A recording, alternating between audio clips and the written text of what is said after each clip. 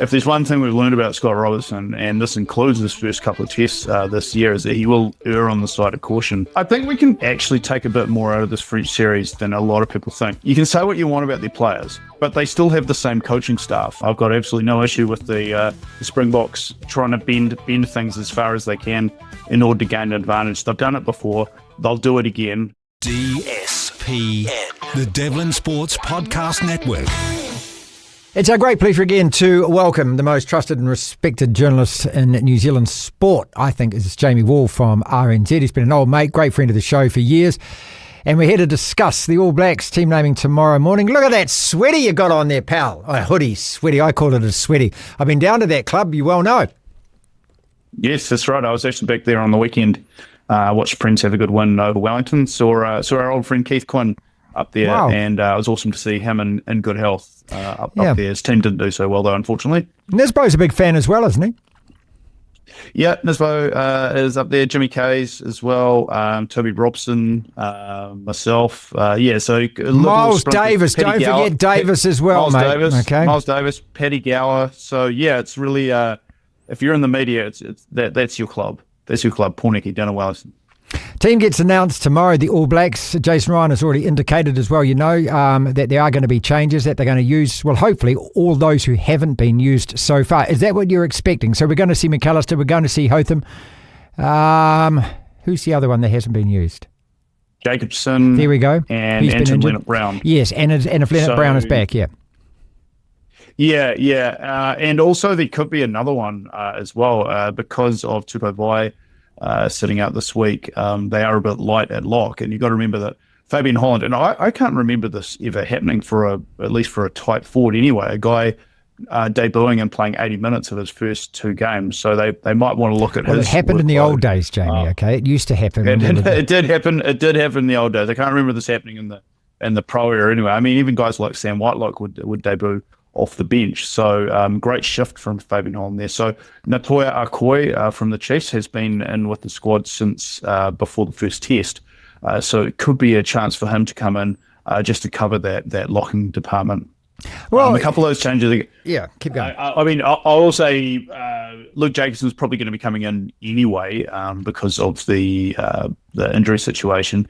Lienert-Brown rolling in probably isn't that much of a surprise because he's played like 80 tests, so they're not really worrying about that. And then the other two, McAllister and Hotham. McAllister was always a bit of a strange selection for me, and that's not because I don't think he shouldn't be there. He definitely deserves to be an All Black, but just with the effort and time that they put into George Bell last year, only to sort of discard him straight away this year and bring another guy in, it just feels a bit weird.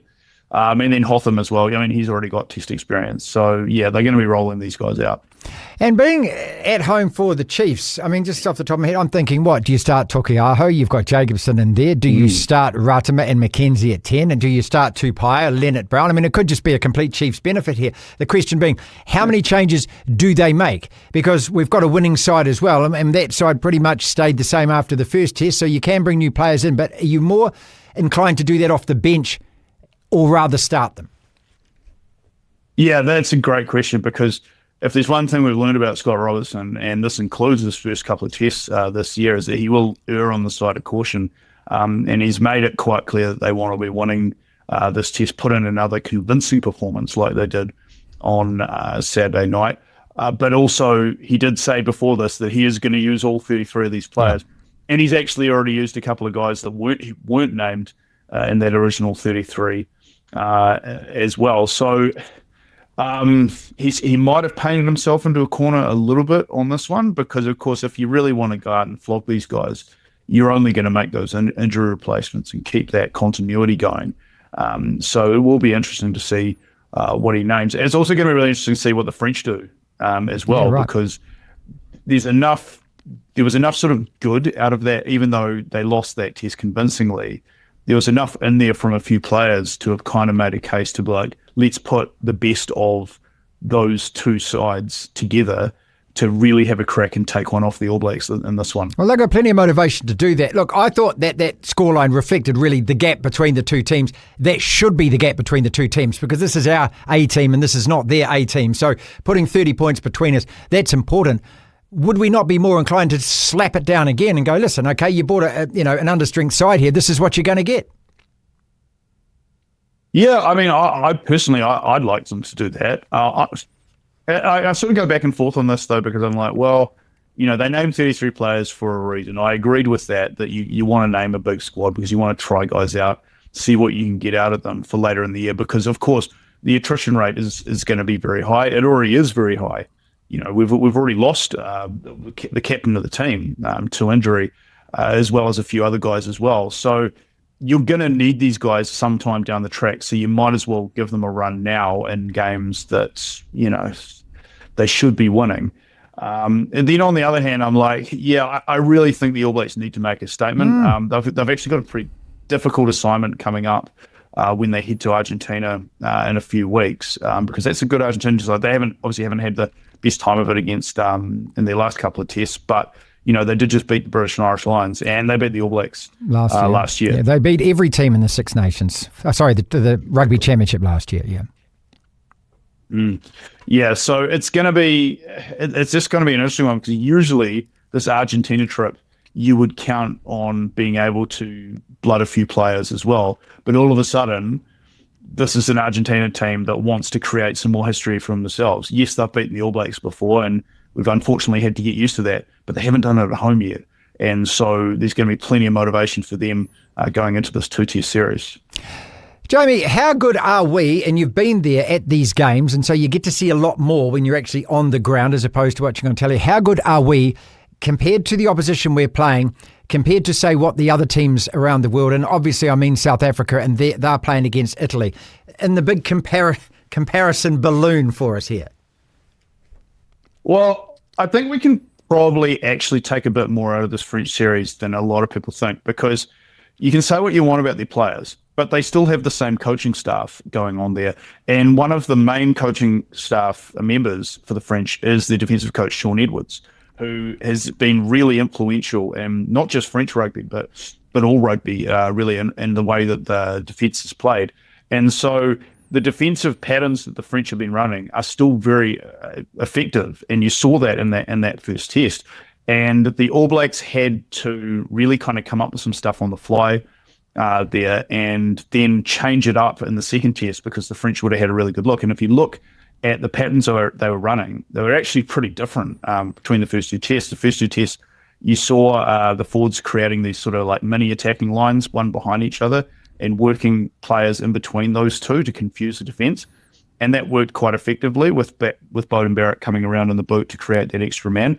Then the second test, they formed up in a more sort of diamond-shaped formation around the ruck, and that's why those offloads worked so well, because they were all right there, and the guys knew that as soon as they had their back, as soon as they popped the ball up, there was going to be someone running onto the ball. That's why Tububai got to score that really, really good try.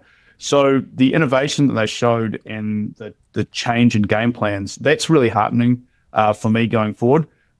Whether they can continue to evolve and continue to come up with new, interesting stuff, not as much as what the Springboks did, mind you, but to do something that is a real horse of the courses kind of attacking game plan, because I think the defense is looking good. The set piece is looking really, really good as well. So for me, it's more of the analogy is that if you look at it like a house, we're worrying about what color we're going to paint it rather than the foundations or the brickwork or anything like that.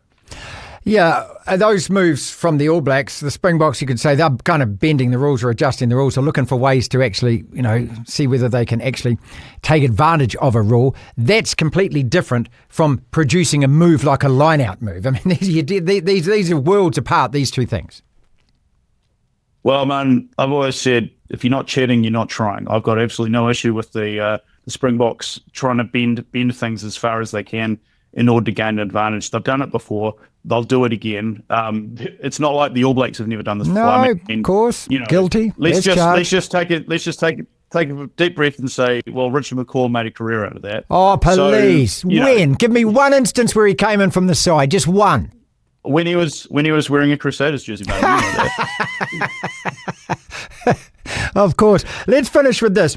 How good, the mood of the press conferences, because, having been there at these things, and you've been to a lot of them, I've been to a lot of them, you can tell a lot, can't you, when the coaches come in, their demeanour, their answers to the questions, just how relaxed they are. How has that changed from the first test to the second test? What are you gathering from what we saw last year as well with the same group of coaches as what we're seeing now? Yeah, it's an interesting one because there's certainly some coaches that are probably more comfortable in front of the camera than others. And, you know, we still are in this situation where the team naming is the most important part of the week, apart from the game, obviously. And that it kind of feels like everything leading up to it is just the media trying to pry angles and stories, sure. Angles and things out of it. So we're still kind of in this stage where Monday and Tuesday can feel a little bit pointless. Yeah, I get it. And that they are, to be fair, they are trying to address that by giving us some more stuff to work with. And we have done a couple of nice stories that we've worked together with them on that. But in terms of the coaching demeanor, like the main thing I've got out of it is the excitement that these guys are just stoked to be back at work, back to be in the All Black camp. How long that lasts before they really get into the grind, you know, like sort of halfway through the Rugby Championship. And then when the pressure is going to be really turned on when the Springboks get here, because let's face it, this Lions tour is looking like a bit of a bath at the moment. It was supposed to be the big rugby event of the year. It's pretty obvious now that the All Blacks and the Springboks at Eden Park. It's always the biggest rugby. It's always the biggest match. It's going, it's the biggest for us, but now it's going to be the biggest for everyone. So I feel like that's going to have a real World Cup feel to it.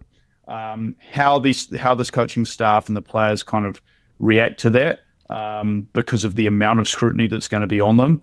I feel like this has been a really good introduction to it because, of course, last year, you know, we had a good English team come over and there was some massive pressure on the team.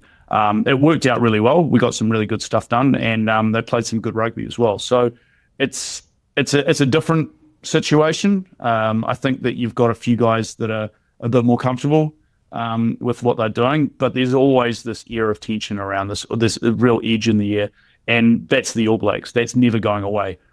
So just how they deal with it this year is going to be really interesting. This is the DSPN.